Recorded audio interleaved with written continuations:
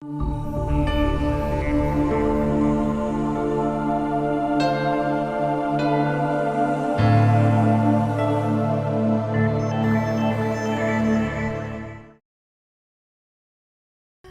paraît que nous avons toutes des dons de séduction. Chic.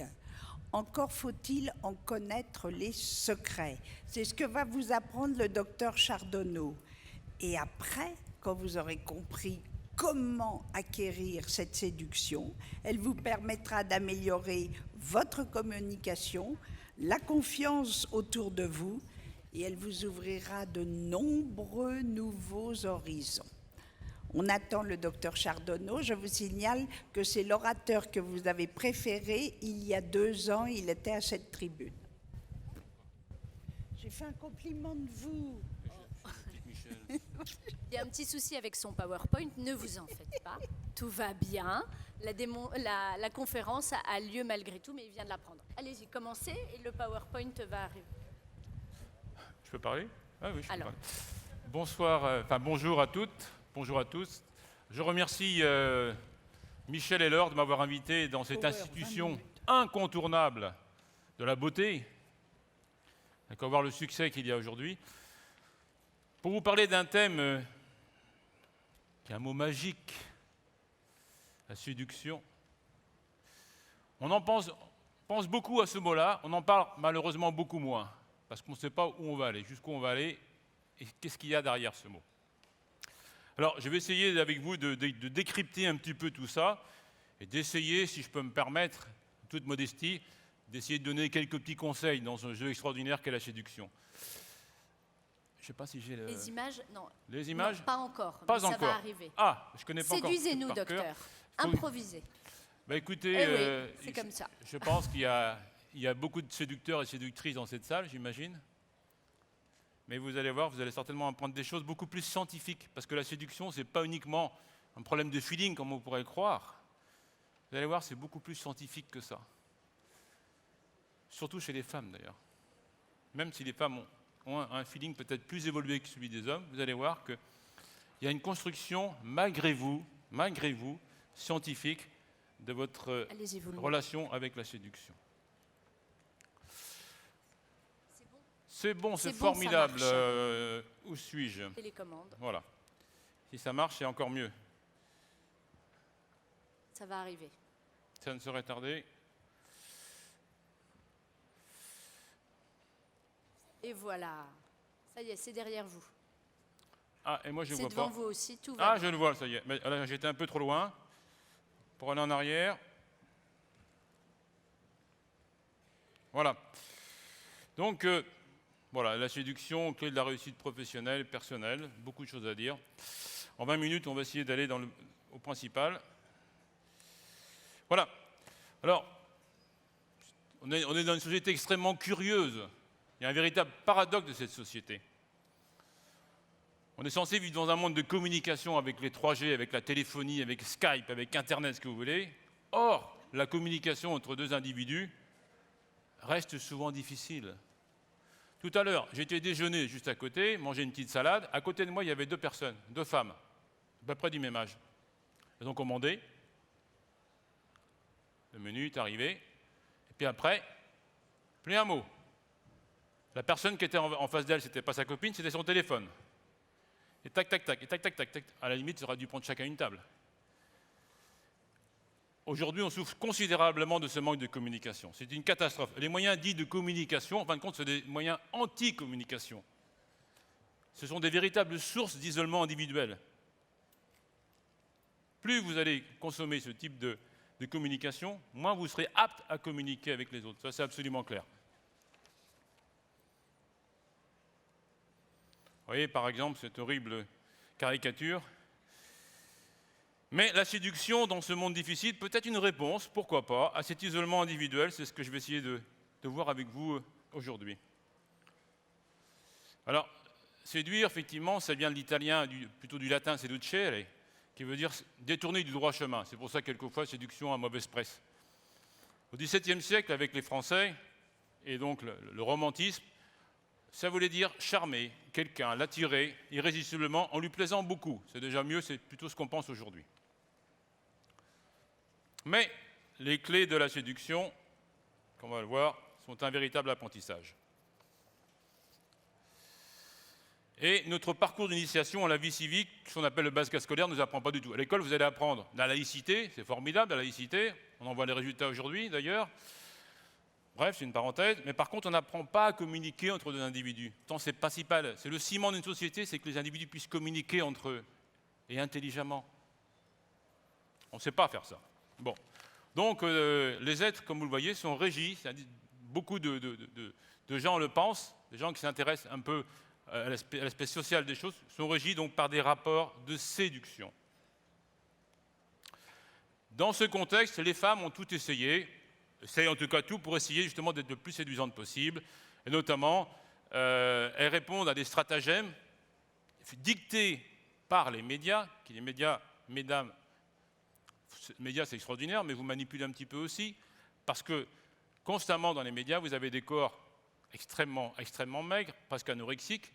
Toutes les femmes qui lisent les médias veulent ressembler effectivement à ces mannequins anorexiques. Donc, les canons de la beauté sont discutables, c'est vrai, mais vous voulez absolument arriver à ça. Et dans ces cas-là, qu'est-ce qu'on fait? Qu'est-ce que vous faites? Vous faites une pratique que j'utilise depuis très longtemps, la liposuction. Une petite chanson, ça met un petit peu de... C'est une chanson qui a été faite sous le ton humoristique. C'est la vérité. Lipo, lipo, lipo, lipo. Lipo, lipo, lipo, lipo. Lipo, lipo, lipo, lipo. Lipo, lipo, lipo, lipo. Lipo, lipo, lipo, folie. Lipo, lipo, lipo, mania. Lipo, lipo, liposuction. C'est le plus grand marché du monde et les médias s'y trompent pas. De taille et la raison en moi. Des ronds contre des rondeurs. Voilà, c'est vrai que c'est tout un marché. Alors, je vais vous apprendre que la séduction, donc il y a de la science derrière tout ça, c'est pas n'importe quoi. Et on distingue, en fin de compte, 3 mécanismes à l'œuvre derrière l'attirance.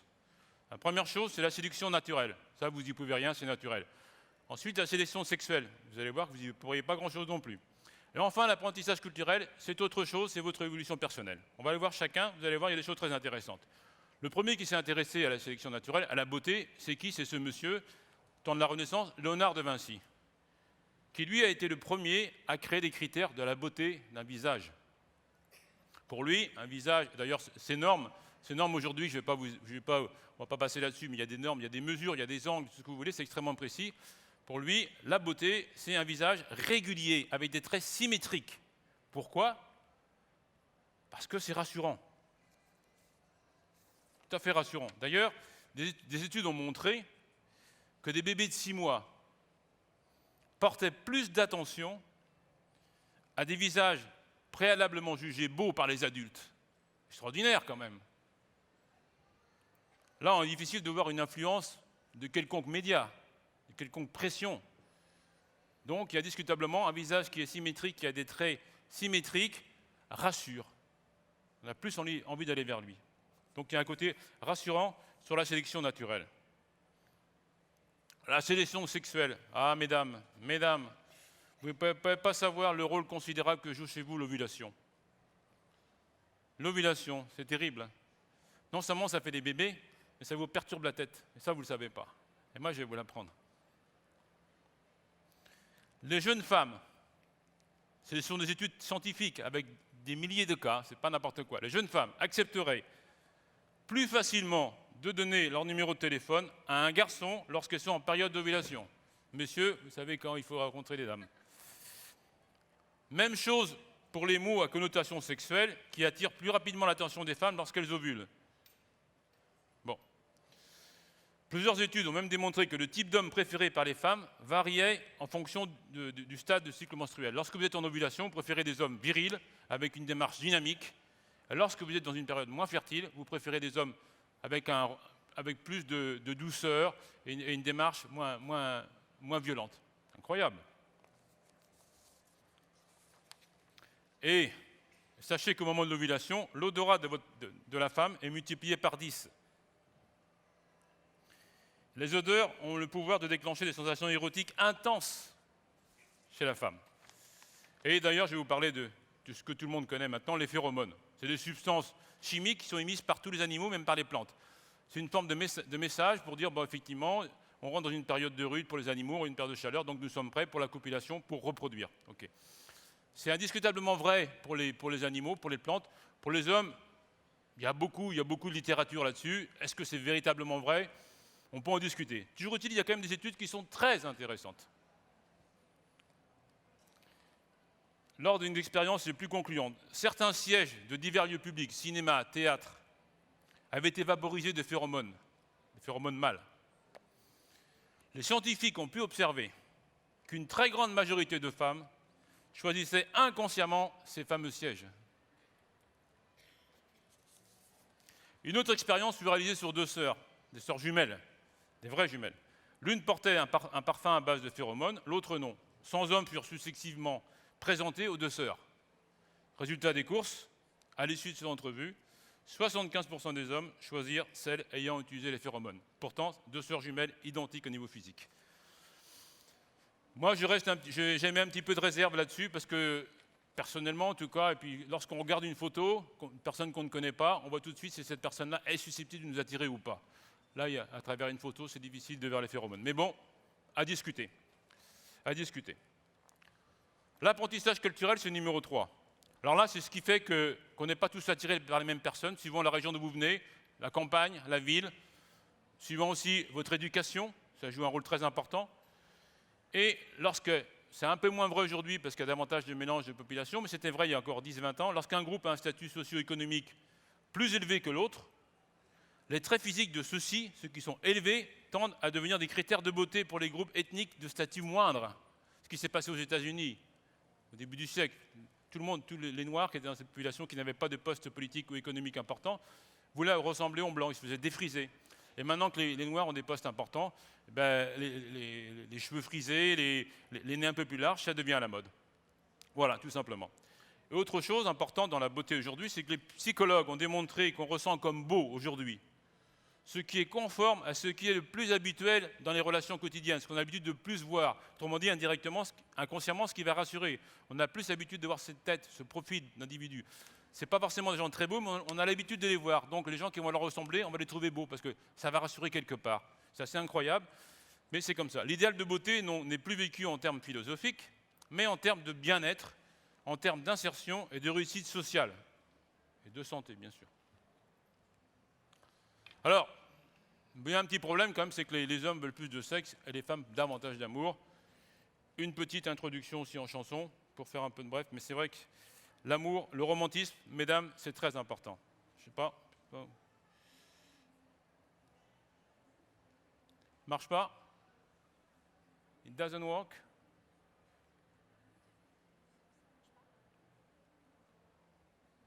Ça va partir.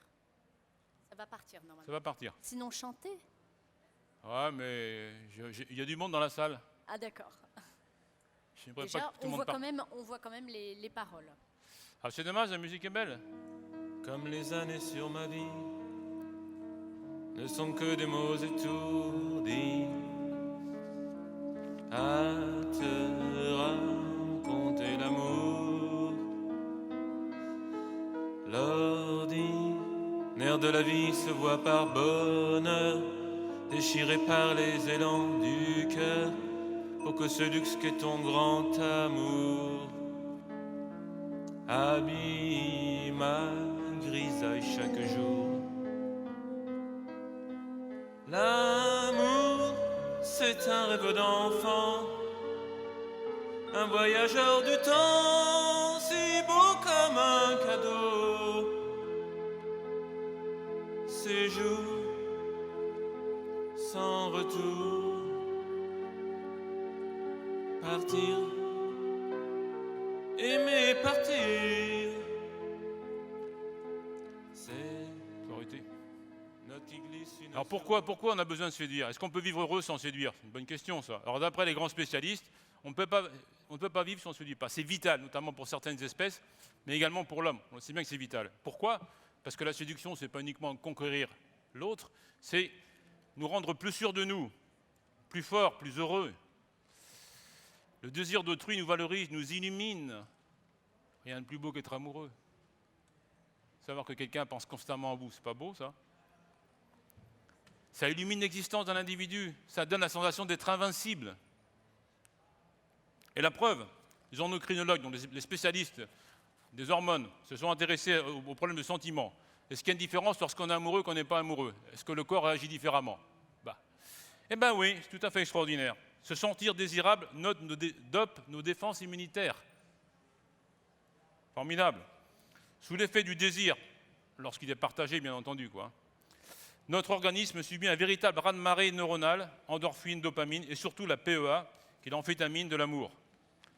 Un flot de substances va envahir votre cerveau et va donner le fameux coup de foudre. Très important, ce coup de foudre. Alors la séduction professionnelle, bien entendu que c'est important. Il y a une relation très intime entre la séduction amoureuse et professionnelle. Mais séduire se résume tout d'abord par essayer de charmer, de convaincre son interlocuteur, de le rallier à sa cause, quel que soit votre produit, quel que soit ce que vous voulez vendre, quelle que soit votre argumentation. Il faut convaincre, il faut charmer. C'est une véritable lubrification des rouages sociaux, il n'y a pas de problème. Mais n'oubliez jamais une chose, c'est que le rapport de séduction doit rester comme dans un couple, permanent, aussi bien sur le lieu du travail que dans votre couple. Sinon, ça n'ira pas bien loin. Et c'est d'ailleurs une des raisons, entre parenthèses, qu'aujourd'hui il y a tant de divorces, c'est parce que la séduction dure un temps et après, monsieur, souvent entre parenthèses, ne fait plus le nécessaire pour donner toujours ce côté séduction qui est très important. J'en dirai 2 mots tout de suite. Donc rien ne doit jamais être considéré comme acquis, surtout dans ce domaine. Jamais, jamais, jamais. Et dans une relation professionnelle, utilisez votre douceur, votre calme. Ça détend tout le monde, ça crée de la confiance. Bien travailler la séduction peut donc être considéré comme une technique, voire et même surtout comme une arme. Alors comment séduire? Ça c'est très important, parce qu'on en parle beaucoup, mais ce qui est surtout important, c'est de savoir séduire. On a vu pourquoi il fallait séduire, maintenant on va essayer de voir comment. Alors vous voyez, ce monsieur, c'est Talleyrand. Talleyrand est un ministre de Napoléon, quelqu'un de très brillant, quelqu'un qui était particulièrement laid et qui était boiteux. Mais c'était un des plus grands séducteurs de la cour napoléonienne, de l'Empire. Et ce monsieur disait, en amour, la beauté ne fait gagner que 15 jours. Autrement dit, tout le reste, c'est de la séduction. Formidable, non? Alors il y a 4 règles. Pour séduire, il y a 4 règles. Il y a 4 règles. Vous voulez qu'on passe là-dessus ou on en parle? Il y a 4 règles. La première, c'est la plus importante. Il faut vous intéresser à l'autre. Vous ne pourrez jamais conquérir le cœur de quelqu'un si vous ne vous intéressez pas à l'autre, c'est impossible. Ou faire des affaires avec cette personne si vous ne vous intéressez pas à elle, c'est impossible. Donc, il faut s'intéresser à l'autre, à l'autre, à l'autre et à l'autre. À sa vie, à ce qu'elle fait, à ses projets. Il faut la faire parler. Quelqu'un que vous faites parler beaucoup aura adoré le moment qu'elle aura passé avec vous. Même si vous ne dites pas grand-chose, elle aura parlé. Parler, c'est se mettre en valeur. Et quand vous mettez les gens en valeur, ils vous apprécieront toujours. N'oubliez jamais ça. Dans cette relation, mettez, c'est indispensable, votre ego de côté. Votre ego, vous n'existez pas dans ces moments-là. Vous existerez après.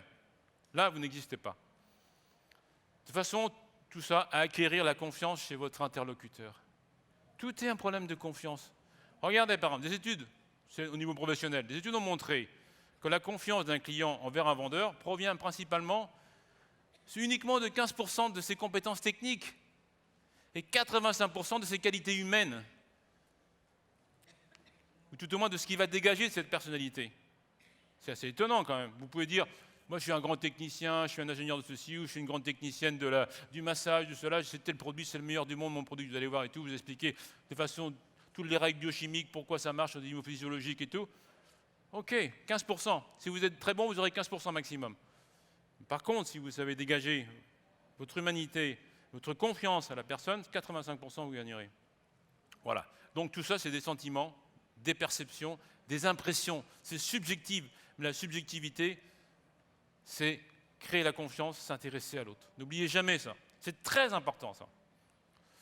Le comportement, bah évidemment, le comportement, c'est aussi non négligeable. La voix, le timbre influencent beaucoup sur la réaction de vos interlocuteurs, de même que le regard. Alors en amour comme au poker, c'est pas 80% en amour, c'est moins qu'au poker, mais c'est quand même important. La communication est non verbale. Vous savez que les yeux, c'est très important. Le regard, c'est très important. Regardez une femme ou un homme, regarde, bref, quoi, c'est très important. Voilà, n'oubliez jamais ça. Alors, le miroir de l'âme, c'est le regard, c'est bien connu. Il va renseigner votre interlocuteur sur votre franchise, sur votre sérieux. C'est le gage de votre crédibilité. Quand vous regardez les gens, regardez bien en face, ne regardez pas à côté. Et droit dans les yeux. Si vous avez un regard doux, direct et souriant, il sera convaincu, il sera influencé. De la même façon, votre voix. La voix, c'est extraordinaire. Laissez perdurer votre voix. Hachez. Ne faites pas des phrases rapides. Prenez le temps. Aérez vos phrases. Laissez le temps. Votre voix, c'est un outil efficace de persuasion. Quand vous êtes dans une relation amoureuse, vous n'allez pas parler à 100 l'heure. Vous prenez le temps de laisser le temps prendre les mots. Elle doit être chaude, la voix, douce, posée, timbrée. Et elle provoque l'enthousiasme, la bienveillance et souvent la considération. Les gens qui parlent très vite et qui parlent très fort ne sont pas appréciés. Ce n'est pas agréable d'entendre ça. Alors, comme je sais qu'on a pris un peu de temps, il y a un petit passage sur le sourire, mais vous avez compris, le sourire est important qu'on va passer. Le comportement, le look c'est important, bien sûr, le look. Il y a des gens qui ont la chance d'être plus ou moins beaux que d'autres, mais le look est important. Surtout, vous habillez, dernière mode, c'est clair. Si vous voulez qu'on vous remarque, c'est ça, c'est obligatoire. Si vous avez un look ringard, c'est fini. Out, c'est terminé, c'est pas la peine de faire tout le reste. Le look, c'est important. Mettre les couleurs qui vous vont bien. C'est important de se faire conseiller éventuellement si vous n'avez pas trop un look, c'est pas idiot, ça va servir à toute votre vie, au niveau des vêtements. Et d'autre part, messieurs, sachez qu'il y a une couleur que les femmes adorent. Ça stimule certaines hormones chez les femmes, c'est le rouge. Voilà. Ah, les mots, ah oui, les quatrième chose, les mots, enfin, les mots font les mots. Utilisez les mots qui conviennent, les mots les plus justes, les mots qui vont faire rêver, les mots qui vont faire des projets, les mots qui vont mettre en valeur, encore une fois. Ne cassez jamais, ne soyez jamais brutal, jamais carré, arrondissez toujours les angles quand vous parlez, dans une relation de séduction, professionnelle ou amoureuse. Alors vous savez, il y a pratiquement 2000 sites de rencontres en France, mais on s'en fout des sites de rencontres. Ce qui est important, c'est de savoir séduire. Si vous allez sur un site de rencontre, mais vous n'avez aucune notion de séduction, il vaudrait mieux faire l'inverse. Le problème, c'est qu'il n'y a pas beaucoup de gens qui apprennent à séduire en France. C'est vrai que ça peut être individuel, mais quand même, il y a des règles, celles que je vous ai énumérées, qui sont très importantes à prendre en considération. À mon avis, c'est la première démarche déjà, avant d'aller sur des sites comme ça. Puis après, de toute façon, une fois que vous savez séduire, vous n'avez pas besoin d'aller sur les sites. C'est les sites qui viendront à vous. Alors, conseil pour séduire un homme et le garder. Alors, il faut toujours mettre l'accent en général sur ce que vous aimez de lui. Même s'il n'y a pas beaucoup de choses, c'est pas grave, mettez l'accent dessus. Et non sur ce que vous n'aimez pas. Les hommes, ils n'aiment pas être pris comme ça. Toujours positif, ce qu'on aime. De façon générale, il faut toujours être positif avec les individus, mais encore plus en amour. Surtout en amour. Voilà. Touchez-le. Les hommes, ils aiment bien qu'on les touche la main. Ils aiment bien ça. Et admirez ses prouesses. Même s'il n'y en a pas beaucoup, ça arrive de temps en temps, mais les rares prouesses qu'il peut faire, vous les admirez, parce qu'il sera content au moins. Et surtout, mesdames, il faut que vous croyiez en vous. En ce que vous êtes. Parce que de toute façon, avant de plaire, il faut d'abord se plaire à soi. Si vous ne plaisez pas, comment vous voulez plaire aux autres? C'est pas possible. C'est très important, ça. Et d'un point de vue plus intime, je dirais qu'il faut toujours accueillir son désir sexuel et dites-lui, excusez-moi, ce qui vous excite. Voilà. C'est pas moi qui le dis, c'est les grands scientifiques. Laissez-vous faire ce qu'il désire, enfin dans les limites de la normale, bien entendu. Dites « veux-tu » plutôt que « ils n'aiment pas ça »,« peux-tu ». Pas bon ça, « peux-tu » c'est pas bon.